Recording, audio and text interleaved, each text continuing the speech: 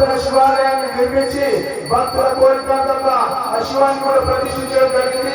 అప్పటి నుంచి నిత్య అభిషేక కార్యక్రమ పూజలతోటి మరియు బోనాల ఉత్సవాల వల్ల శరన్నవరాత్రి ఉత్సవాల వల్ల పూజా కైంకర్యాలు వేద పండితుల యొక్క సూచనలతో ఆచరణలతో నిర్వహిస్తున్నాం. కానీ ఏదైనా తక్కువ ఒప్పులు మాత్రమే పూజా కార్యక్రమంలో ఉంటే వాళ్ళని క్షమించి మా అందరినీ కూడా రక్షించవలసిందిగా కోరుతున్నాం. నేను ఉన్నప్పుడు ఏడాది ఒక రోజు నాకు భోజనం పెట్టి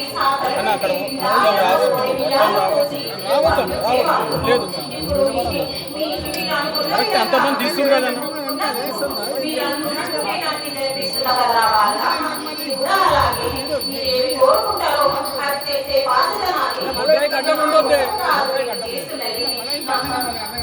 మీ భక్తితో మీకు నచ్చినట్టు ఎంత విస్తారంగా చేసుకుంటారో అంత ఆనందంగా మీరే ఉంటారు.